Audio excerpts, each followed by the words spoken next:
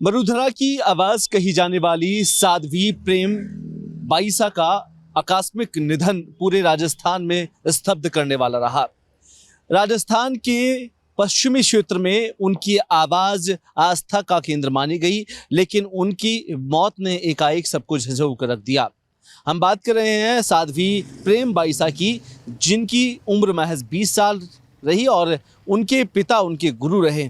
लेकिन एकाएक 5:30 बजे के साथ वो अपने पिता के साथ कहीं गए हुए थे। वहाँ उनके पिता उन्हें हॉस्पिटल लेकर पहुंचते हैं और तकरीबन 9 बजे तक का ये पूरा घटनाक्रम रहा, जहां पर 5:30 बजे उसने दम तोड़ दिया एक हॉस्पिटल के अंदर और 9:30 बजे उन्हीं के एक फेसबुक पोस्ट से एक मैसेज पोस्ट होता है जिसमें उन्होंने अपनी पीड़ा जाहिर की। लेकिन सबसे बड़ा सवाल ये खड़ा होता है कि आखिरकार जब प्रेम बाईसा का निधन हो चुका था, 5:30 बजे ये डिक्लेयर था कि उनकी मौत हो चुकी है, तब उसके बाद उनका ये पोस्ट आखिरकार किसने किया और उसके बाद उनका जो एक सुसाइड नोट है वो सोशल मीडिया पर चर्चा का विषय बना रहा। अब पूरे घटनाक्रम को अगर आप बारीकी से देखें तो अभी कुछ महीनों पहले की बात है। प्रेम बाईसा का एक वीडियो, तथाकथित वीडियो कहा जा रहा था, जो अपने पिता के साथ जो वीडियो सामने आया उसमें कई सवाल खड़े कर दिए और उस वीडियो के बाद उन्होंने स्पष्टीकरण भी दिया कि कुछ लोग इसे बनावटी तौर पर दिखाकर अश्लीलता को पेश करने की कोशिश कर रहे हैं। और उन्होंने साफ कहा कि वो इस घटनाक्रम को लेकर अपनी जो बात को कहने के लिए उन्होंने अग्नि परीक्षा की मांग की है।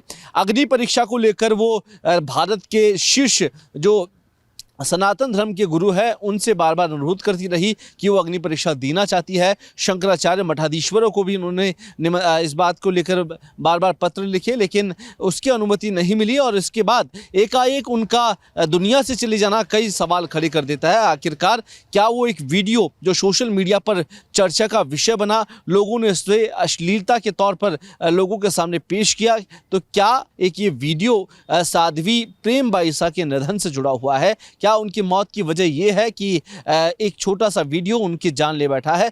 तमाम तरह के पहलुओं पर पुलिस अभी पूछताछ कर रही है, जांच पड़ताल कर रही है। और दूसरी तरफ उनके पिता से भी आज पुलिस ने पूछताछ की है, क्योंकि जिस समय उसकी मौत हुई तब उनके पिता और एक और व्यक्ति गाड़ी में मौजूद थे और उन्हें हॉस्पिटल लेकर पहुंचे थे और 5:30 बजे उनकी जो मौत की खबर मीडिया में सामने आई और उनके पिता ने ही इसकी पुष्टि की। और एकाएक जब नेताओं के ट्वीट होने लगे, हनुमान बेनीवाल सबसे पहले थे जिन्होंने इस बात की पुष्टि की, लेकिन 9:30 बजे जब 9 बजे के तकरीबन एक पोस्ट होती है उनके ऑफिशियल अकाउंट से, तो वो कहीं ना कहीं एक चर्चा का विषय ज़रूर बन गई कि आखिरकार उनके मौत के बाद उनके सोशल मीडिया अकाउंट से पोस्ट कौन कर रहा है। और पोस्ट में जिस तरीके का दर्द बयां किया गया है, क्या साध्वी प्रेम बाईसा का ये खुद का व्यक्तिगत मानना था या फिर उनके पिता या किसी और उनके करीबी ने इस मैसेज को पोस्ट किया? क्योंकि उनके पिता खुद कह रहे हैं कि साध्वी की खुद की इच्छा थी कि ये मैसेज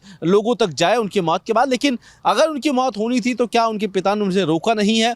पुलिस तमाम पहलुओं पर अभी विचार कर रही है, उनसे पूछताछ कर रही है कि आखिरकार साध्वी प्रेम बाईसा का निधन पूरे राजस्थान में चर्चा का विषय बना हुआ है। उसे लेकर विधानसभा में भी चर्चा हुई, उसके बाद सड़क पर भी उनके जो समर्थक थे वो नज़र आए। अब एकाएक, क्योंकि राजस्थान में ऐसे घटनाक्रम आखिरकार कम नज़र आते हैं, लेकिन संत और सनातन से जुड़े हुए लोगों की इस तरीके से क्षतिपूर्ति कहीं ना कहीं अब उनके जुड़े हुए लोगों के लिए कहीं ना कहीं नुकसान मानी जा रही है। हालांकि इसे लेकर बीजेपी विधायक बाल मुकुंद आचार्य ने भी इसमें एक पूर्ण क्षति बताई है। दूसरी ओर राजस्थान में इस तरह के घटनाक्रमों को लेकर अब जाँच की जा रही है, आखिरकार उनकी मौत की वजह क्या रही है।